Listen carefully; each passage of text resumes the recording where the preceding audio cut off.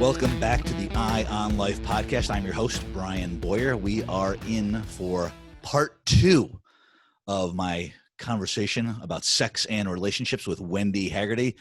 It is go time. I hope you enjoyed the first half. And if you did, if you thought it was informative and engaging, wait till you hear the second half. We have some really good topics that are going to definitely intrigue you. They intrigued me. I learned a lot. Wendy's amazing. So I hope you enjoy it. Before we get started, I just want to say a shout out to Edison, New Jersey and New York City, New York, the boroughs of Bronx and Manhattan. We have some new listeners from those two boroughs, and excited to have New York City representing and New Jersey as well. So thank you for that. If you like the show, share it, like it, share it with your networks, and let's spread the word on the Eye on Life podcast. If you have any questions or comments or any show ideas, send it to me directly, brian@ionlifepodcast.com. Without further ado, let's get back to the sex and relationship discussion with Wendy Haggerty. Enjoy part 2. Which is interesting, and I want to ask you this. You brought up a really good point, because you talked about, couples maybe flirting, or, there's a lot of discussion around cheating, right? And I imagine that probably some of your clients have come to you with issues around that. Sure. And it seems like a very gray area. I mean, there are some people that think you look at someone else and that's cheating, right? And I guess my question to you is, and I guess there are a couple scenarios here. If one is dating someone, if one is married to someone, if one is committed to someone, male or female, is sexually fantasizing about someone cheating? Is sexting, right? Is that cheating? If I'm confiding somebody and I never touch them, but I'm telling them my deepest, darkest secrets, is that cheating? And again, that's probably a big question, but no one seems to know where the line ends and where you cross it. And I'm hoping that maybe you can educate some of us on that, so we can maybe help some people and stop the argument here. Right. Well, it is subjective, right? And we're going to go back to the discussion about our agreements. So with one couple, the idea of looking at porn or, talking to the opposite gender or having lunch or something is a form of cheating, right? And with another couple, that doesn't even apply, that's fine. And they're defining it different. The important part is that the two are on the same page. So if the communication piece isn't happening, and, let's just say that the couple, if there's two involved, they disagree, right? And so we want to navigate those differences so that there is a common agreement, because what ends up hurting more than anything else, even more than actual infidelities and stuff, what ends up hurting people is the secret keeping and the lying. It's crazy making, and it's unfair, right? It's unfair to oneself, carrying a secret, remembering a lie, that you told how many years ago. It's not fun. And it's really unfair to our partners who don't have the information, but God, something in their gut probably usually says, something's not right here. I don't know what it is, but I don't like it. And what does that do? It blocks intimacy. It blocks the flow of intimacy, because we've got something in between. Someone's holding something and someone's curious about what's not being said, right? That happens. Right. And a low level to a, big high level.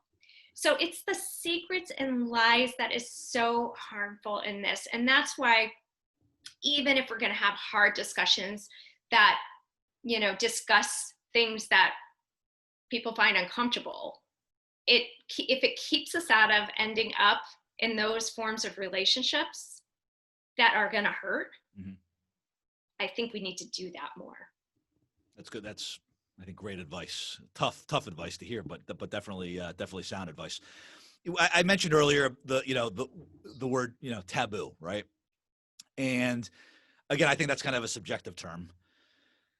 But I guess my question to you is, there are things that seem to be taboo, and I want to ask you about. I want to give you a couple of examples, and I want you to tell me if it's subjective or if it's just been learned that it's taboo. And again, you look up the definition of taboo, figure that out. But, a couple of things that I think people tend to think are taboo, quote unquote taboo, possibly pornography, I think that maybe sometimes there are people that think that swinging, right, is maybe taboo. I think that if there's a couple is maybe trying to spice up their sex life and they bring in a third partner, maybe that's considered to be taboo. Maybe there's certain clubs in New York City that might be considered taboo with some leather and some whips and things like that, right? All those things. So let me ask you a question, and those are just a few things. And maybe there's really no answer for this, but are those things taboo? Or is it in your head that those are taboo and they're really healthy and normal and okay? And maybe it depends on your religious background, your social background, but so we know as a species, humans have the broadest and most vast interests in variety of sexual behavior, right? It's been that way. It's not really new, right? So the interests and things that are erotic to one person may be disgusting or whatever to another person, right? And some of those erotic preferences, people don't even know how they got there, right? I have people come to me saying, Wendy, can you get this out of me? I have this, fetish or fascination or really strong interest in this thing, and I don't like it. It doesn't line up with who I am, but I can't stop going there. It's, just strong in me. I don't know where it came from. I mean, that's a really common experience. And what we do know, not always the origins of things, but we do know that early input creates certain things that become eroticized in people's minds, right? And it's fascinating. There's a great book called The Erotic Mind by Jack Moore, and if anyone wants to read up on these variations of erotic ideas. And so when I'm working with people, I'm asking, well, who's the judge? And if it's safe, sane, consensual, right? The three tenets of good kink or good sexuality in general, safe, sane, consensual, who's judging? And hopefully people say, well, me, but there's a lot of other factors going on there, right? If people work closely to listen to their inner voice and they are good with their choices, whatever it is, they're a proud swinger, they're a proud this, they're proud that, they don't care. I mean, they may care. They may not want to, screaming at the top of or on the playground at Morley, but, right. If they're good with it, it's usually okay, right? And so that's what I've come to know. I've met people in all sorts of different love styles or sexual styles, erotic preferences. And, we work towards acceptance, again, as long as we're doing like consensual, safe, sane sexual behavior. I sort of feel like there are two components that come into play. There's balance, obviously. I mean, we won't get into this show, maybe at another show, but there's obviously addiction to pornography, which I know is not necessarily healthy. There's sex addiction. I know, there might be people, if you lose your job because you're watching too much porn at the office, to me that, I don't want to call it taboo, but it's a problem. It's at least, right. But if you're not hurting yourself, you're not hurting others, and you want to go do something that, just because it might not be something that I want to do or doesn't fit within my value system, doesn't mean that you shouldn't go do it if it's legal and safe and, as you said, consensual. Well, so what you're kind of bridging into is more like the consequences of certain behavior patterns. And that is always part of the discussion, right? Because that's also going to be, can you accept these consequences? So, the easiest one is the use of pornography. Okay. We know that erotic material is used by high 90% of men, 70-80% of women. It's used because it brings us into our erotic space for solo pleasure, or even partners use it at times. So it is there, and it's we consume it in an interesting way many times. So the consumption matters, right? It's kind of like other substances. If we can consume it in a balanced way, maybe it gives us new ideas, maybe it makes us feel more sexy. Unfortunately, we've got a lot of porn out there that is not necessarily intimacy style pornography, right? So right. Pornography from its roots comes from, it has a different form, but it's really mostly made for men. It portrays women enjoying certain things that many women may not enjoy. There's a miss there typically in the connection, in the real connection, right? Because you're not necessarily seeing real couples. This is fantasy. This is just acting in fantasy. If people keep it into perspective and it's okay with their value system and it doesn't take away from their partner sex and intimacy, it might be an okay choice for them, right? So, but there's plenty of people that either can't keep it balanced or, you know, get set on something that they see that they want that they can't have, and then it drives them nuts. So that word balance is really important. It's absolutely fascinating. There's so many variables in the play, so many factors. And I want to ask you this question, as far as, you know, sexual and relationship preferences. Right. Are we as humans predisposed to those preferences, or is it after birth? I mean, one of the things that, and I won't even make it a sexual reference. I'll just say I find it absolutely fascinating, and I'll use myself as an example as a male, as a heterosexual male. Feel free to, anybody who's watching or listening, feel free to, if you're a female, apply it to yourself. If you're homosexual or whatever you are, right? Apply it to yourself. But that I could see a woman, you know, walking down the street and think that she's one of the most beautiful women I've ever seen.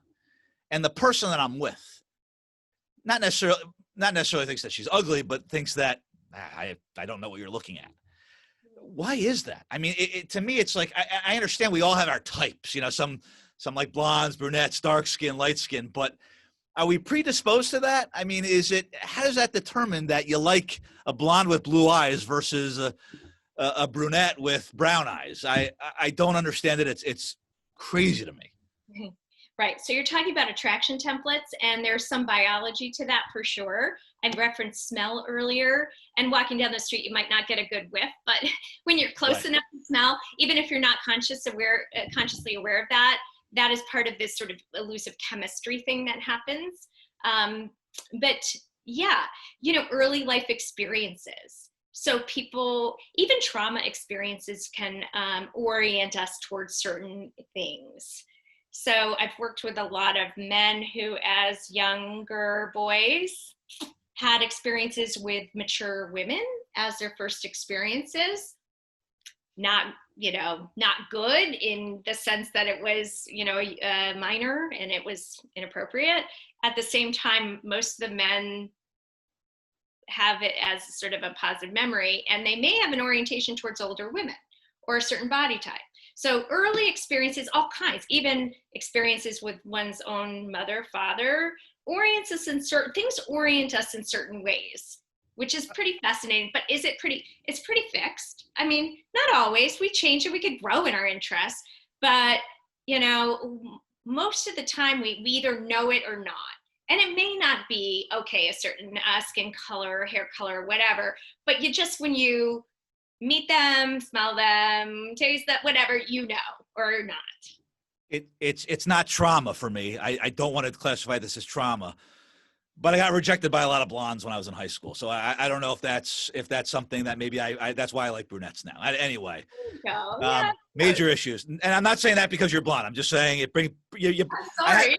I had major flashbacks when you first came on here on the show today. No, I'm kidding. I do want to ask you one question. And again, this could be a whole topic on a separate show. And I do have a few more questions I want to get before I let you go. But you mentioned trauma, and you mentioned, you know, maybe a younger male, I will just use the male, having a sexual experience for the first time with an older female. And I feel like that sometimes gets trivialized. It gets mocked. You know, you hear the stories about, you know, it's not always teachers, but teachers and students. And, oh, hey, if I was a 17-year-old and my teacher looked like that, I wouldn't be traumatized at all. I'd love that. And that's, you know, I think that's kind of it's a very, I think, immature and ignorant way to look at it.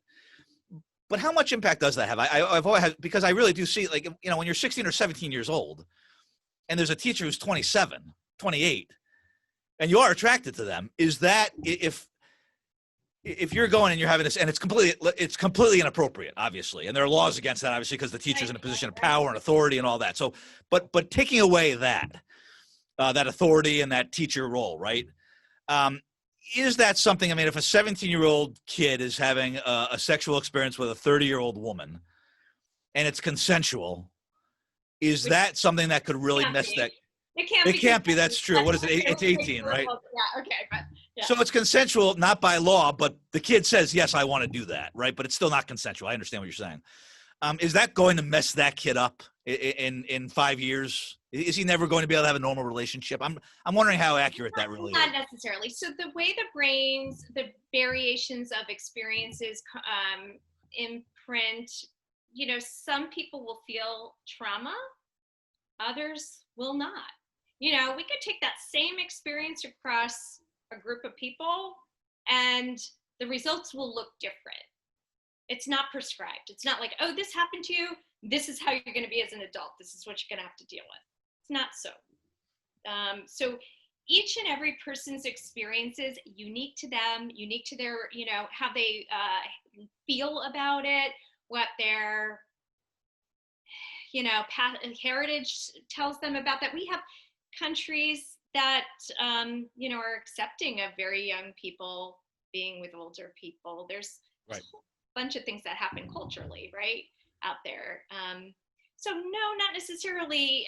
We can't sort of know that, but trauma exists at to such a degree in so many forms. Big traumas that we can say, oh yeah, but there's just even a whole bunch more when we look at the little traumas in life. And our brains have a unique way of eroticizing things that are uncomfortable sometimes. Fetish stuff often comes out of that, not always, but can. So it's kind of neat and evolutionary how our brains take something that is kind of humiliating or uncomfortable, and then all of a sudden that's enticing, right? Right. That's interesting. The way you describe that as eroticizing things in our brains is fascinating, and all our brains and our DNA all work differently. So I think that's why you're in business, obviously, because there are a lot of people that need to talk about that. Going back to what we were talking about as far as couples go, and this is actually a sexual question. I mean, it does play into the relationship as well, but man or woman, transgender, I know there are a lot of different terms now. I won't get into all the terms, but we like what we like sexually. Okay. There are things that we enjoy. There are things that make us feel good. There are things that are an escape to us. If you're in a relationship, and again, whether you're dating somebody or you're married, right? And there's something that you really, really like sexually, and your partner just does not want to do it for whatever reason, how does one navigate that? Because everyone I've ever spoken to in any walk of life, in any kind of relationship, has experienced this one way or the other. Is it, and I'm guessing that there's probably some form of communication involved. There's quite a concept, right? Communicating in a relationship. But how does one navigate that? I've heard it can be a deal breaker sometimes. She won't do that. He won't do this. How do we navigate that to get to the other side? Or is it just, okay, we're going to part ways now. I'm going to find somebody that will do this for me? So there's a couple sides to that, I believe. And one of it is, how nurtured is that interest, right? So let's just say someone has a high interest in anal sex, right? We know in pornography as a genre, that's been a really big one for a number of years. So there's a lot of men typically looking at that kind of sexual act, if you will, right? And so I've had men bring their wives in, Wendy, can you hypnotize my wife to like anal sex? right. Only if she wants to, Mr. X. If it was only that easy, right? Yeah. Right. So, there's some things that are skewed by porn, and may or may not work in relationships. So we can make interests smaller. We can take them off the table, basically put them in a box. Even if there's still an interest, we can grow other interests that are okay within the context of the relationship and the other person involved. and try to make that other one smaller. We can't Right. necessarily maybe take it away, and maybe there's a place in fantasy or just in solo masturbatory sex to enjoy it. But if it's really cultivated and it becomes kind of like the peak erotic theme, and you're not able to share that with your partner, well, that's an intimacy blocker. Can those be overcome? You said intimacy blocker, which that's a great term. I've never heard that before. Can intimacy blockers be overcome? It just, again, it seems to become an issue, and not only can they be overcome, but I feel like pornography keeps coming up, and it almost sounds like there's almost a problem here with pornography because it portrays certain acts in certain ways. I know I just asked you a couple questions there in one, but how does that work? I mean, I'm even talking about like, and when we talk about like, you might even have one side of the couple that, oh, I really want to watch pornography and that really turns me on, and the other one has absolutely zero interest. So it's not even just the physical pieces; it's some of those other fetishes or pleasures or whatever. How does that? I think the first part is respecting the difference. And a lot of times people start to feel shame or are feeling like their partner is shaming them for a preference or an interest. Fantasies often live on the edge of what people are really interested in real life anyway. So things that are in fantasy and can stay in fantasy, and especially if it can be understood and respected as, just part of the normal range of people's erotic lives. But that acceptance piece is important, and non-shaming piece, right? So talking it through, and then back to not maybe cultivating it as a theme, as a strong interest by enjoying new interest areas that are shared and mutual and whatnot. If you can't have that real personal conversation with your partner, again, we're talking about various levels of partners, marriage, significant others, whatever you want to call them, right? If you can't really have that intimate conversation, explaining what you like, what you want, feelings, and is that maybe a deeper problem with the relationship? Is that maybe it goes beyond just the intimacy and the sex? So I would say most couples struggle in this area. It's just really hard. That's why, there is such a strong benefit to therapy, and sex therapy in particular. There's lots of couples therapists out there, and they may or may not, and most of them don't have the training to deal specifically in this area. And if they haven't been trained in this area, they're probably not the right people to go to. So AASECT.org, AASECT, which is the American Association of Sexuality Educators, Counselors, and Therapists, is the major certifying body of sex therapists, and it is a growing field. So I just really encourage couples to care enough about each other, themselves, and the relationship. If they're not getting there themselves, get a third party to help navigate. You're listening to the Ion Life podcast. Share it, like it, and we're talking about sex today. So hey, that's a great topic, right? And not just sex, though. We're talking about relationships and intimacy. And we're here with Wendy Haggerty, who has a practice down in Sarasota, Florida. I used to live right up here in West Hartford, around the corner from myself. And you look back. I forget. I think it was the '80s. I don't remember what exact year it was, but I'm sure you saw the movie When Harry Met Sally. Sure. Of course, great movie, right? I definitely appreciate that more as a mature, somewhat mature adult than I did back when it first came out. But there's the part in the movie where Billy Crystal. And I don't remember his character's name. Do you remember his character's name? I don't remember. But whatever it was, great character, a little misogynistic, a little sexist in there. And then Meg Ryan, who was great in that role. They really had great chemistry in that movie. And there's that one part where they talk about, and I think it was Billy Crystal who says, men and women absolutely cannot be friends. Sex always comes into play.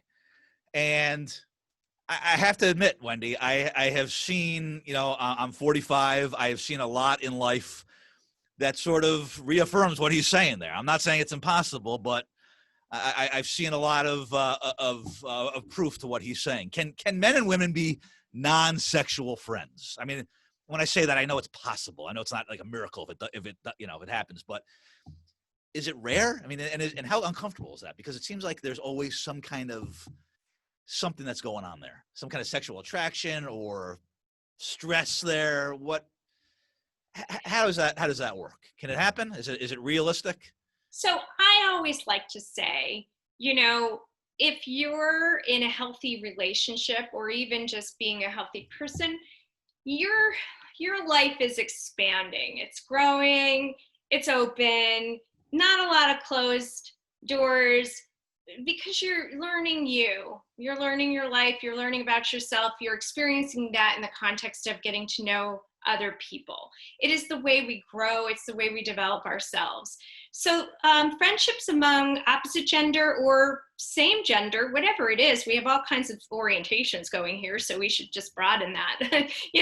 If it's a lesbian woman, can she have friends with other women? Yeah, of course. So many people and couples feel like in order to preserve their relationship and not sort of take any risks of anything, kind of penetrating, they're scared and they sort of close down and make their world a little bit smaller, a little bit tighter. No, it's not okay to have friends of the opposite sex. I don't know what you talk about. Or even acknowledge that if there is some energy between, okay, you don't have to do anything with it, but it's, we have choice. So yeah, I believe yes. And the people who don't want to go there, that's fine too. And maybe it's just sort of a personal and a relational decision as to what works for each individual. So for the sake of couples everywhere, I am going to ask you this point blank question. I'm going to use a married couple as an example, right? So it's okay then for the female to have maybe some guy friends and the male to have some I say girlfriend, women who are friends. That's okay. And even if there is a little energy there, because that there are fights going on right now in households across the country. The right. Husband's jealous of that jerk that you work with who's you think is hitting on your wife, and the wife is getting pissed off at the guy because he was flirting with their daughter's aerobics instructor. Where's right. that line? Let's stop getting angry, or is it okay to be a little jealous? Maybe that helps the relationship. Maybe that spices things up in the bedroom. I don't know. Jealousy is a really normal response, and it can be a good part of a dynamic to have a little bit of jealous feelings, a little bit of the unknown, right? Because one of the things we know in long-term relationships and mating in captivity, or Esther Perel's work, she's a sex therapist in New York, she's phenomenal, is, it's hard to desire what we've had the same with for a long time, and there's no new energy, and it's just kind of the same. So the idea of the other, that third, or that person that might want for you or your spouse or your partner or whatever. Those that allow for it, couples that allow for it and love each other, love themselves enough to say, well, we're expanding, we're okay with that, we'll deal, versus those that want to hold tight. There's some fear in that. It's uncomfortable. Well, what if you do crush on him, her? It does seem real. I mean, there are people out there who are friends, and there is a line that's crossed. So it's kind of peculiar. Again, that could be a whole show. Before we let you go here, and you've been awesome. I mean, you've been very open, you've been very honest, and I have not even gotten through a quarter of the thing. So if you've had a good time today, hopefully we can have you back. But let me ask you this question, because another conversation that I always find fascinating, and sometimes throughout, history for me, and I've talked to others about this, I've had some great conversations about this. When you really love someone, you care about someone deeply, or even you just care about them a little bit, right? You're dating, you're married. Mm-hmm. And there's always that conversation about the number of sexual partners that they've had before you. So, hey, we were talking about jealousy before. Well, okay, this is where the jealousy starts to come into play. So I want to ask you this question, and it's kind of a two-part question. Is it a good conversation even? Should you even go there? Should you even broach the topic with your significant other? And do you even really want to know how many people they've been with? And my other question, and when I ask this question, I'm really not looking for a specific number, but I do have to ask: is there a number where you should feel better about it versus a number where you feel like I'm a little cringy? I'm a little cringed about that, because I'll be honest with you, and we've talked about transparency on this show, and we know that. And I know it can be a double standard. There's certain words that we use about people that are derogatory. Oh, that person's a whore, right? And I don't like those words either. I do believe that men can also be whores. So I just want to be very clear that to me, it's not a female male thing. People can possibly be a whore if you want to disclassify. I try not to classify people like that anyway, because it's just not kind. It's rude, right? But people do use those words fairly regularly. And I guess my question to you is, should you have the discussion, and B, is there a threshold? If you've been with 200 people by the time you're 30, is that a little sketchy? Or if you've been with less than 10 when you're 40, do you feel good about that? I know there's not a specific number, but shed some insight to me, because I've actually done math. Okay, a buddy of mine, were doing math one day about, well, at what point should you feel uncomfortable if the woman that you're dating has been with X amount of guys? And you look at, college, and if you started in high school, there are numbers that appear that maybe they sound like they're a lot, but they're really not. So I'll shut up now and let you answer that question. Those two-part questions. Yeah, okay, let me see if I can get it all.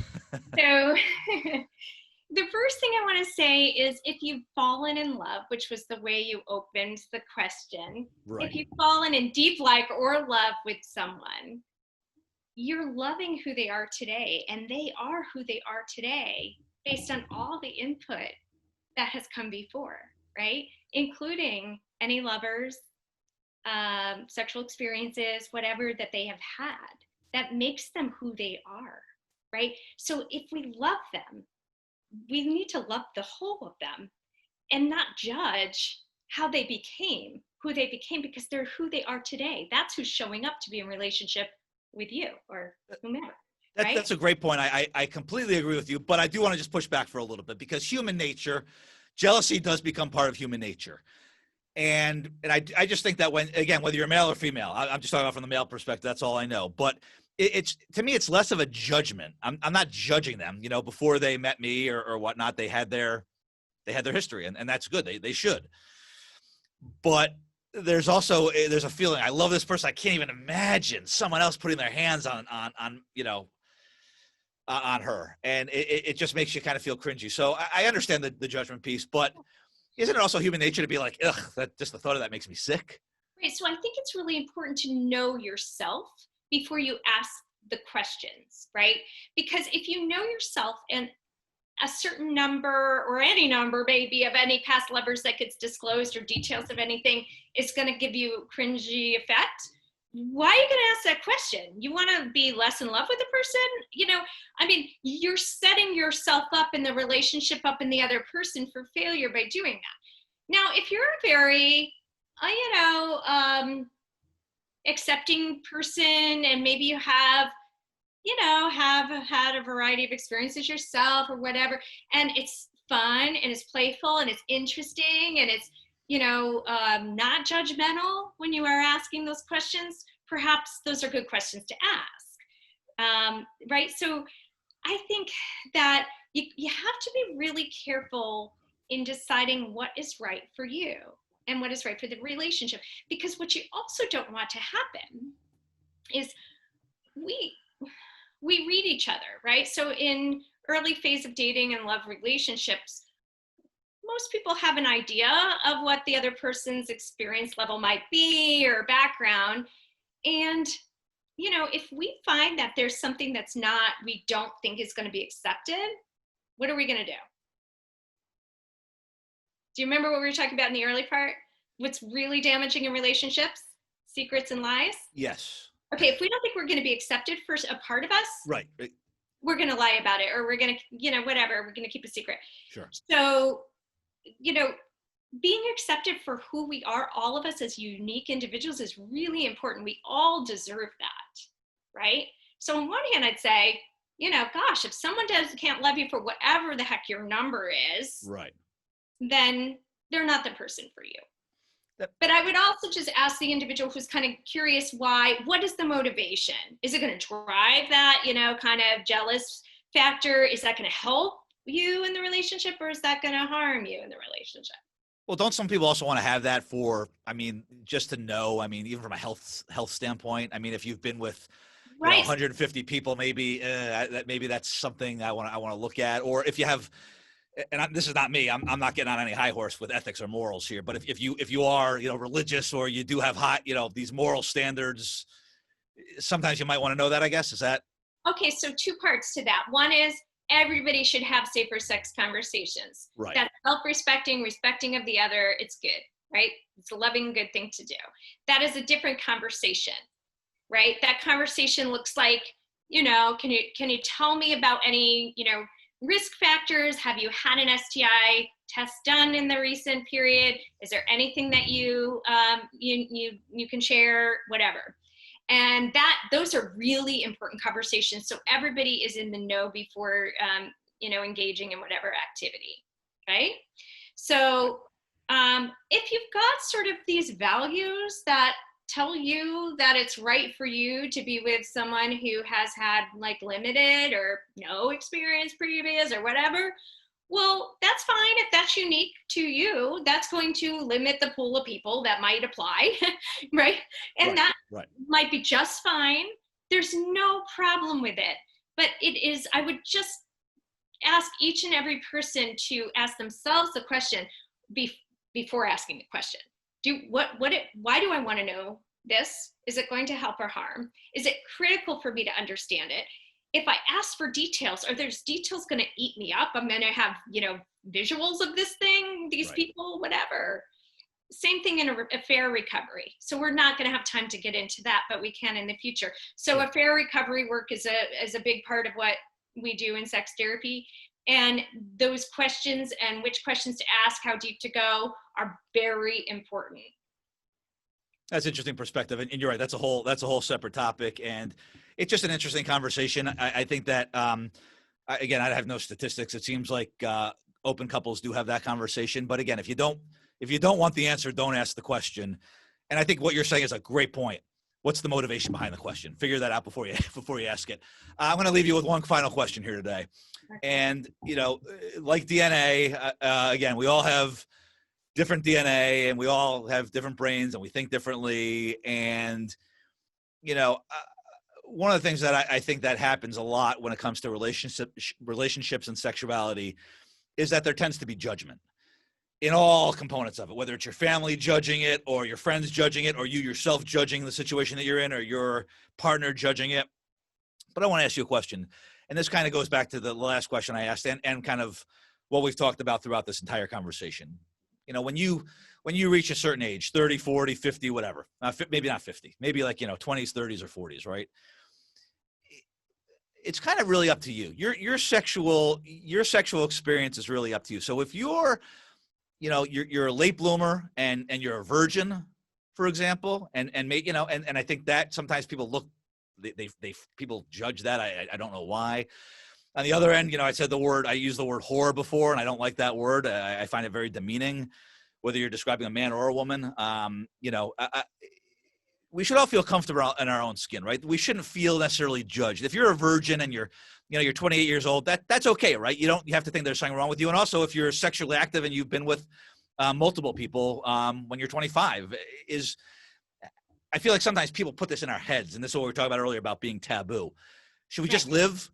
Or is there anything that we need to be concerned about?